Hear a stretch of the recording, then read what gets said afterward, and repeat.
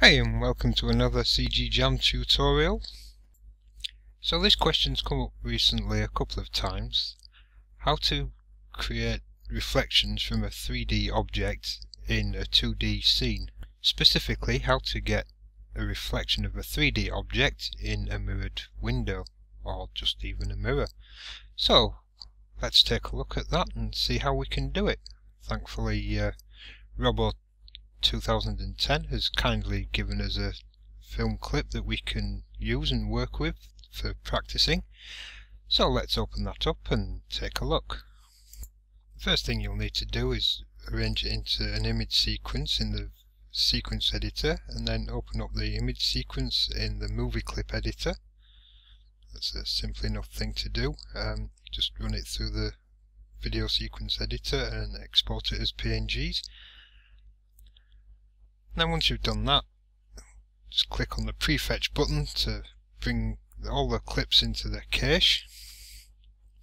This is all stuff we've covered before, so I'm not teaching you anything new. We'll just let that cache nicely. This little purple bar running across the bottom now telling us how much of the clip is actually in the memory. And this will just save us a little bit of time later on when we come to do the tracking. You won't have to calculate each frame individually. Okay, so that's done. So now let's make sure we're on our tools and we can start tracking the scene. And again, we've covered this before, so I'll just get us started. Take a look at the floor first. Cover that. And I'm just picking points of contrast like bits of gum, pebbles, cracks in the floor, and running it through and let it track. And as we've done this before, I'm going to carry on and do the whole sequence and then come back once I've finished the tracking and show you what we're up to. One thing I will say before I disappear though, in order to get the reflection set up properly, we do need to track along the bottom section. My track just stopped for a moment there. I'm just adjusting it so it can start again. Now, we do need to track along the bottom of the glass windows to get the frames, and just to give us a visual representation of the line of windows. So when you're tracking, don't forget to put those tracks in just at the bottom of the glass in the corners of the window frames. Okay, so I'll leave you to it and I will come back and see how you've done in just one moment.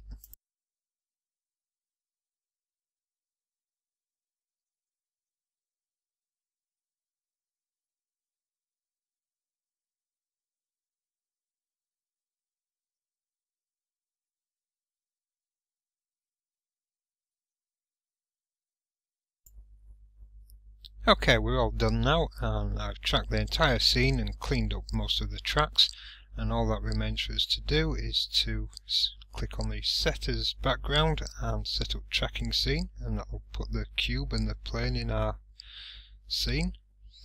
So now I need to just split this window. Just increase my workspace a little bit here first by grabbing the middle of those three windows. And then I can split the window and have something to work with. I'm just going to change this window now to my 3D view and press 0 to look through my camera.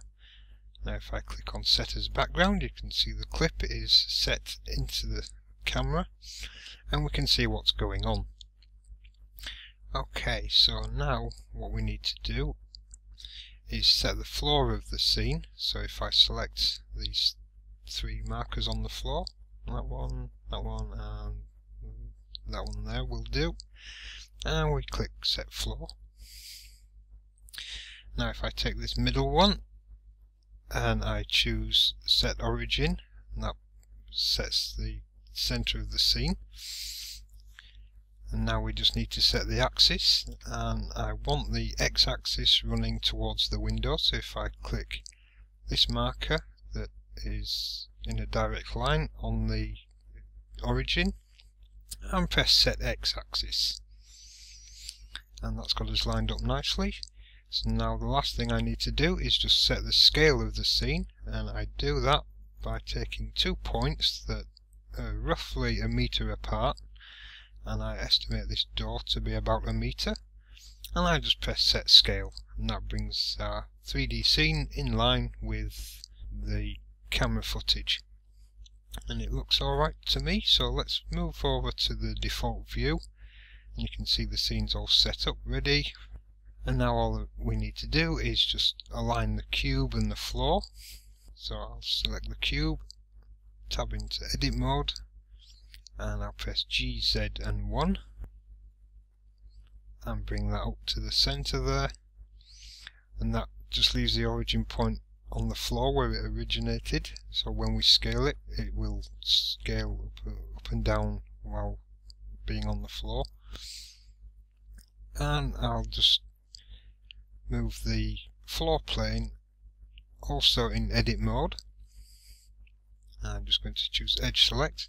I'm going to drag that furthest edge out to the end of the I've got a cube in the way. So I'm just going to tab into object mode. Well, I'm going through my menus, object mode, and I'm going to move the cube so it's in a different position in front of the windows. Move it along the X and along the Y, so we keep it on the floor, and we can see where our plane is, and it's looking okay. It's close enough to the windows. We need to be able to see what we're doing in the windows.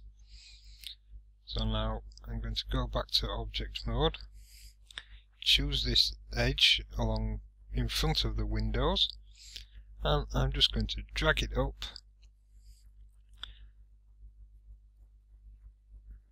by pressing GZ to hold it in place. And you see how that just lines up nicely against the top of the building.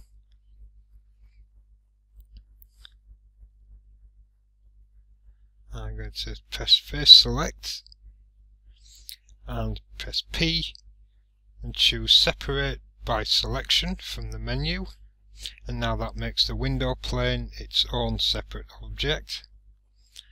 And I can drop back into object mode, choose the window plane and press M on my keyboard and just move it onto its own layer. So now we have 3 layers. We have the cube, the background, and one for the windows. So fantastic. So I'm just going to select the windows on its own, and now we need to adjust the windows to match the scene. So obviously we can't really see anything there. I'm just going to move it down a little bit. It's a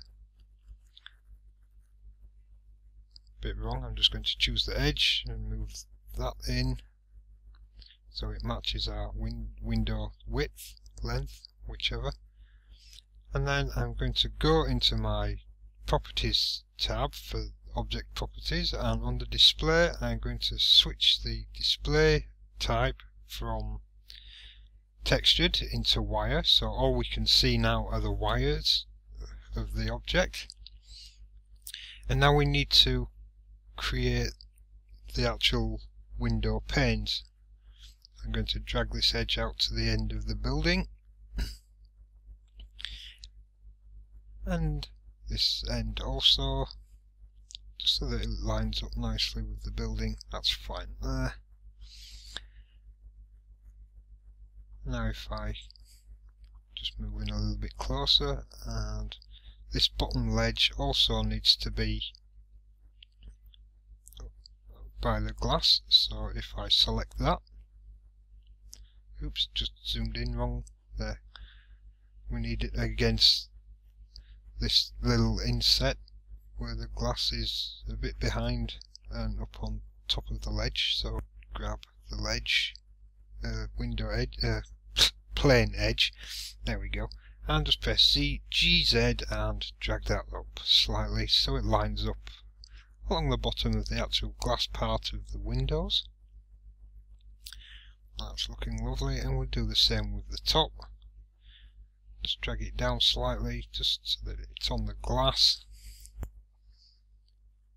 And now I'm just going to go back into object mode and bring up all our tracking data, little markers. I'll hide the cube for the moment, H.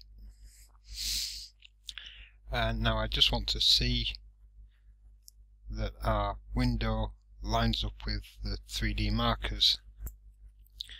So I'm just going into 3D view, press 0 on my number pad to jump out of camera view, and I'm just checking that that line of markers that we put in are in line with the plane, and they look pretty good. I don't think... Yep, it looks fine to me. It's a little bit off in places, but overall it's a good match, and we can work with that, I think. I'm just going to jump back into edit mode and drag that bottom edge up ever so slightly, just to line it up a little bit better. And yep, I think we're looking good now. So we can jump back into camera view by pressing 0, and we can take a look at everything, and it's, yes, it's up against the bottom of the glass. It's all looking fine. Don't think we could get much better than that, so yeah, so let's move on. And the next thing we're going to do is simply start cutting out these upright window frames, and we press Ctrl R on our keyboard, and we're just dragging these loop cuts into position alongside the upright window frames, and we'll go through and do that for each of the uprights. Just simply press Ctrl R to get the loop cuts and drag them into position. As you can see, I'm struggling a little bit just to line that up, but we're good, and we carry on. And I'll time lapse this quickly now so that we're not start watching this for an hour. Not that it's going to take an hour, it's 10 minutes that you don't need to sit and watch through. And as you go through, once you've got all the uprights in place, you just need to tab into edit mode and just start lining up the tops and bottoms of the pillars, just like this. Just press double tap G to slide the vertices along so that they line up against the pillars. Because the angle of distortion on the camera makes it just so that it's a little bit off. But once everything's lined up, we can simply choose face select mode from the little menu, or press Ctrl Tab, and then we select the faces on each of the pillars.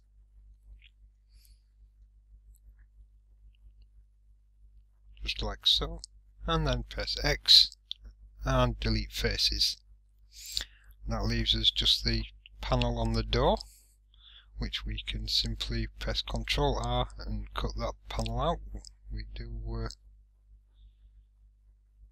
need to be a little bit careful. There we go.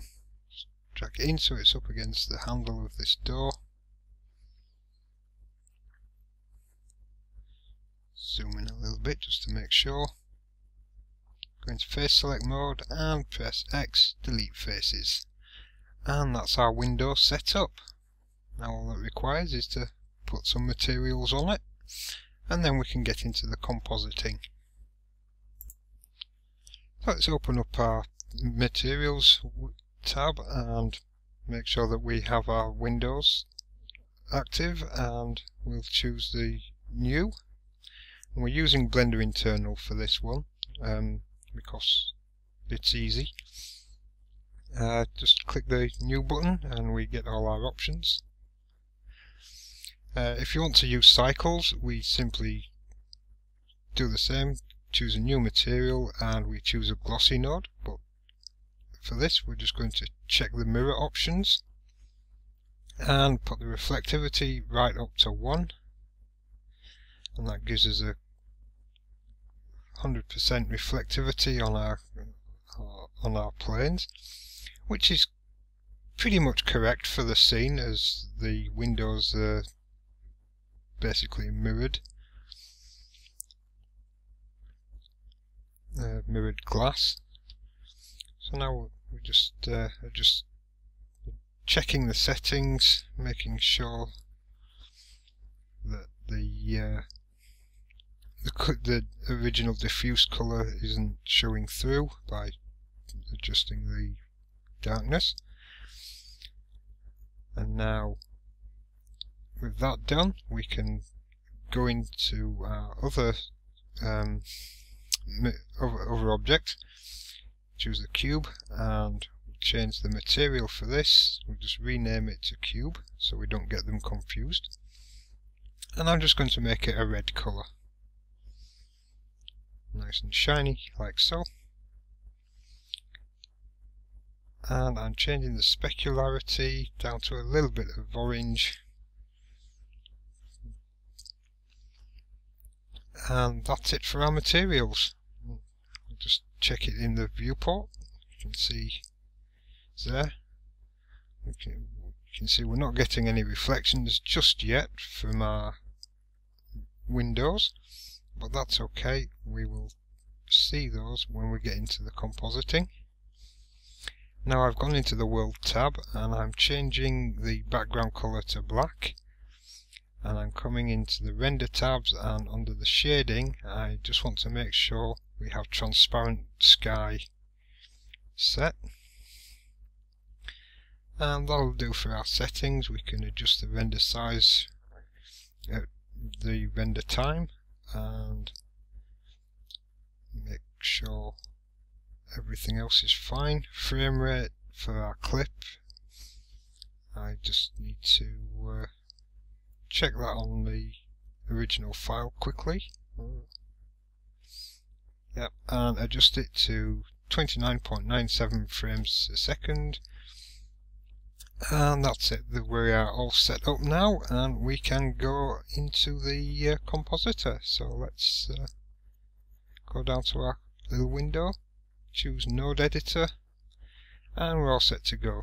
And we want to make sure that we're in the right compositing group, which is the two little picture icons in the middle for our compositor, and you can see immediately we have a mess of nodes. And before we can do anything with these nodes, we need to make sure we have enough render layers. So I'm going into the render passes options, and I'm just going to change the different layers to the correct names. But before I do that, I need to render them out so I know which layer. So I need to know which object is on which layer. And that just quickly does that. Our shadows are a bit of a mess, which we should have fixed earlier, but we can do that quickly now. It's no big deal. We're just going to grab the lamp, move it back so it's in approximately the right direction, and under the lamp settings we'll change the soft size to 1.5, which will just soften the shadows. We'll jump the samples up to 4, and we'll take the shadow itself into a dark grey rather than black. Of course we don't want a solid shadow, that would be horrible. Now we can get back to our compositing. Click the node editor, and now you can see our render layers are all set up nicely. Well, they're not set up nicely, they're all there rendered. So now back to our render passes, and our first layer we'll call cube. Our second layer which has all the shadow catchers built in, we'll rename as shadows, and we'll click on a third layer and call this mirror. If I can select it, there we go, mirror, that's fine. And now on the layer tab I need to check the layer that the mirror is on, and I'm going to tell it to mask the other two layers, and I don't think we need to do anything with the passes, so let's get into the nodes. Now our shadow pass is all set up nicely, and down at the bottom our render layers pass is also set up nicely, so it is really just the shadows, just the reflections that we need to work with. And we can use the default render pass. We just need to delete the composite node that it has, because when we set up the scene, this node group was brought in by Blender and it included a composite node, so we don't need two of them. And now I've just put my mirror layer on, and something's wrong, I need to re-render it.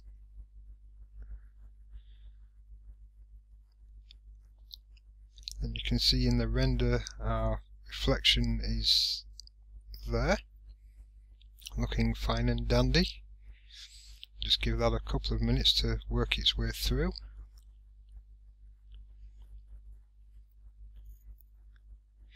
We are almost there.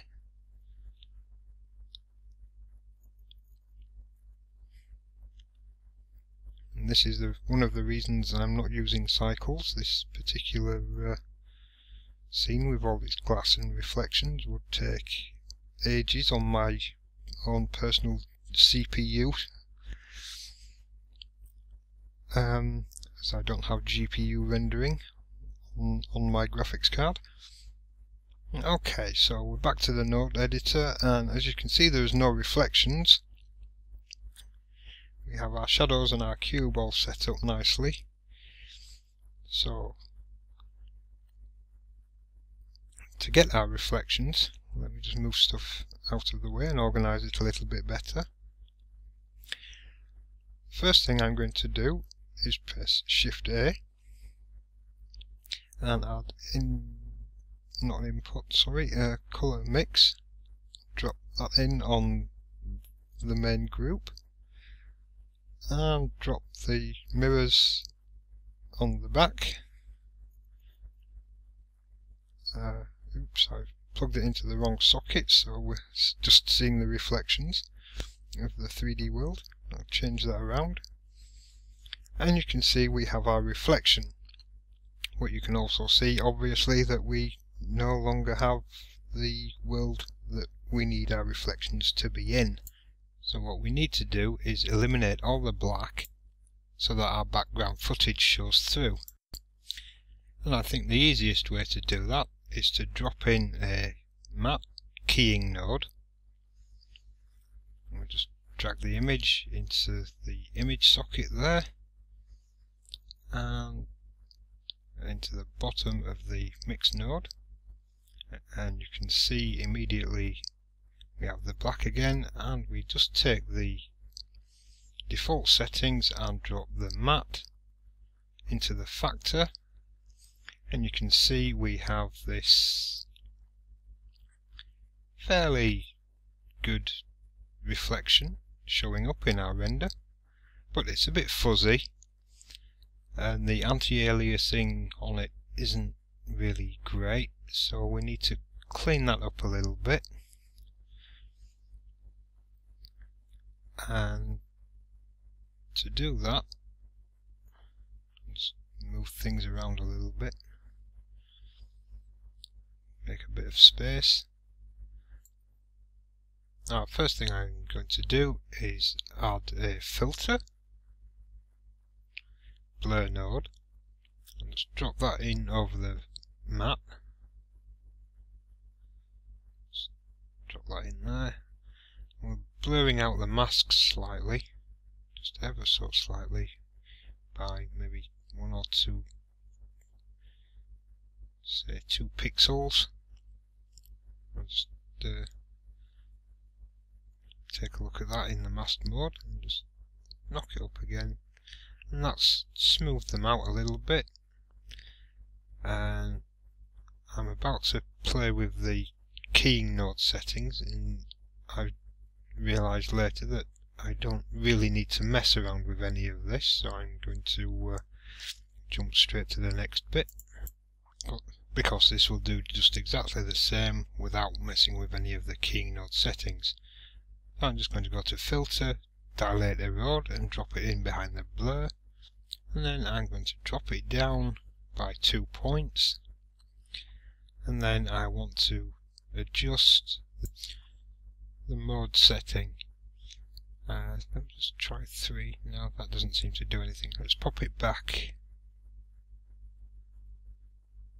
to 2. Yep, that's fine.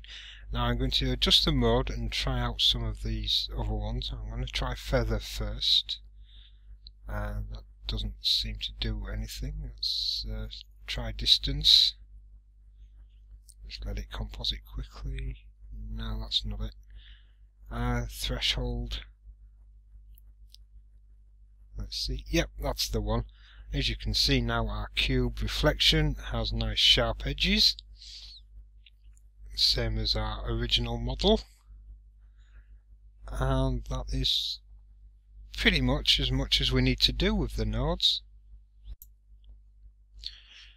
All that remains for you to do now is to animate your clip. If I just open the 3D view, just start moving things around and adding keyframes, and then you're all good to go. You can just click render. Oops, I pressed it prematurely there. Let's see what happens. But no, what I've done is I've forgotten to connect the composite node to the final output node, so we haven't actually rendered those reflections. So let's quickly just go back to our node editor, take the final output from our mix node and plug it into the final thing, and there you can see in the mirror we have our nice solid reflection, and it's hiding those bushes in the background. We do have a bit of an issue with that bench, but that's not going to be noticed that much. It would take some interesting masking to hide the bench fully. But anyway, that's about as far as we go. We can obviously come down to our timeline and start animating, if that's what you want to do. I mean, why else would you be using film footage if you weren't going to animate it? But that's by the by. Anyway, well, I hope you've enjoyed this little episode. I hope it's been useful for you. At any rate, I'm going to stop it there, and we can. So yeah, we'll be looking more at reflections in another episode. We've got a few more interesting things to come first, but yeah, we'll be revisiting reflections fairly soon, so get yourself subscribed and don't miss any of our upcoming tutorials. Like I said, some interesting things coming up, so we will see you then, and don't forget to comment and let us know how you got on with this video, as well as any of our others. You can comment down below or on our website. We have a comment section for each video. Please use it. It's a bit lonely down there. Yeah, so see you later.